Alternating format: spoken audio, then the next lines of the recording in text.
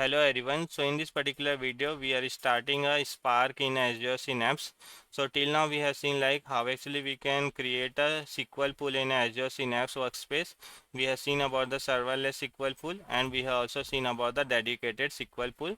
Now we are starting a Spark in Azure Synapse workspace. So when we say Spark, right, either you are using a Databricks or either you are using a Azure Synapse or any kind of the notebook where you can write a PySpark code. In all the places the Spark code, Spark concept will be same. Spark concept will be same. What generally we do in a Spark, we try to process our data. Suppose you have a big data, very big data. Now this big data if you want to process, so what actually we do, we try to take a multiple machine. This multiple machine, what actually we call it as a cluster. So with the help of the multiple machine we try to process our data in memory. So in Spark what actually we do, whatever the large size of data we have, right, we try to process the data in parallelly in a multiple machine in a memory. So the concept will be same for the Spark. So let's first understand in this video what is a Spark, how Spark works, and what are the feature of the Spark. In next video we will see how actually we can create a Spark pool in a Azure Synapse workspace. So let's understand. So what is Spark? Spark is nothing but it is a general purpose in memory computation engine. Now let us try to understand what is general purpose, what is in memory, and what is computation. Okay, one by one. When we are saying a general purpose, right, what is general purpose? So general purpose means what actually was happening before coming to the Spark, right? Whenever you had to perform any kind of the operation, suppose you had to perform a data cleaning, for that you were having a separate tool, pig. This is one of the tool was available. Suppose you had to write any kind of the query, so for that what actually we were using a Hive. Suppose you had to use any kind of the ML operation, then what actually you will do, you will use a Mahout, that is one of the another library. Similarly, for any kind of the operation there were multiple tools was available, but when the Spark came into the picture, right, with the help of the Spark, each and everything,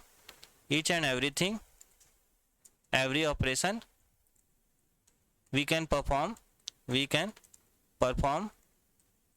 or do in a Spark itself. So each and every operation whatever is required to do, we can do in a Spark itself. For taking example, suppose you want to perform a data cleaning, you can do in a Spark itself. If you have to write any kind of the code, you can use a Spark SQL. If you have to perform any kind of the machine learning application, for that also you can use a Spark ML lib. So for each and everything you do not have to depend on the any kind of the tool. In a Spark itself you can perform all the kind of the operation. That's why we call it as a general purpose. Now let us try to understand the next thing, computation. What is computation means? Computation means what actually was happening when we'll try to compare with the Hadoop. Most of the time people try to compare with the Hadoop versus Spark, but we do not have to do the comparison between the Hadoop versus Spark. Hadoop provide three components. If you'll see, Hadoop provide three components. First is the HDFS. That is for the storage. And the second is the resource manager, and the third is the MapReduce. So this MapReduce in a Hadoop we were using for the computation. If you had to execute or if you had to process it for the computation, we were using the MapReduce in the case of the Hadoop.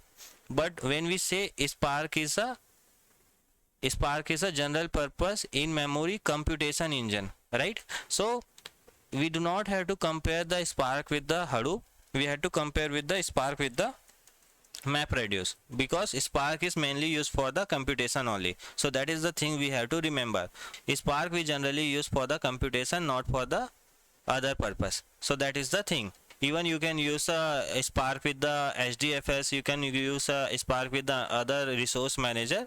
So that is kind of the thing we have to remember. Even if you want to use Spark with HDFS, you can use that. If you want to use any other storage service, suppose Amazon S3, that also you can use it. Any kind of the storage you can use that, but for the computation we generally use a Spark. That is the thing we have to remember, and that is mean by the computation. Now the third thing is like in memory. Now let us try to understand what is in memory. In memory is nothing but it is a RAM. You have to understand by the RAM. For taking example, Spark does all computation in memory. That is nothing but a RAM only, and that's why Spark is faster than MapReduce. And this is what people say. Now let us try to understand how Spark is faster than the MapReduce and how actually the process actually happens. So first let us try to understand with the MapReduce.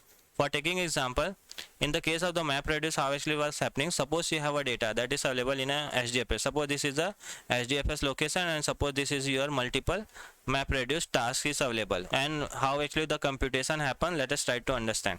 So this is the HDFS location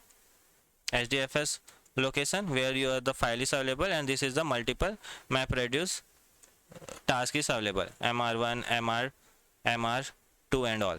Now in the case of the MapReduce, how the process happens, first it will try to take an input from the HDFS, that is the one time of a input task. Once it will process, again it will write into the HDFS. In the same case of the MapReduce 2 task, again it will take an input, again it will write. So multiple time input and output happens in the case of the MapReduce, and input and output multiple time when you are hitting the disk, right? And that is a very slow process. So that's why it is a slow. As now let us try to understand in the case of the Spark how actually it happens. In the case of the Spark, how actually it happens, suppose you have a multiple job, multiple tasks. So what actually will happen, first time it will take an input, it will do a computation and it will write into the memory only. Second time again it will not hit the HDFS. From in memory, whatever the output, right, again you have to process, again it will take it from the second job only.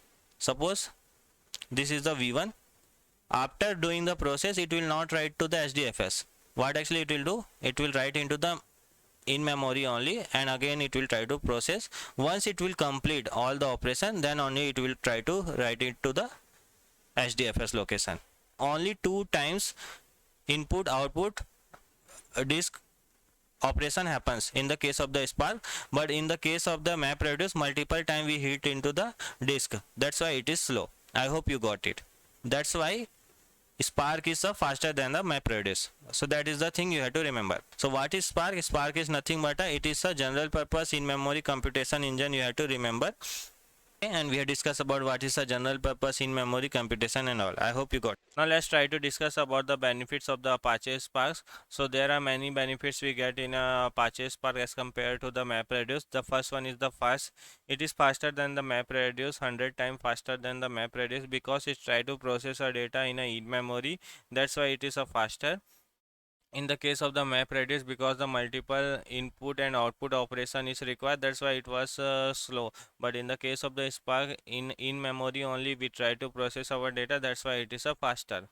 Because of the in-memory caching, optimized query execution, Spark can run fast analytics query against the data of any size. So that is the benefits of the Apache Spark. It is faster than the MapReduce. The second benefits we get is developer friendly.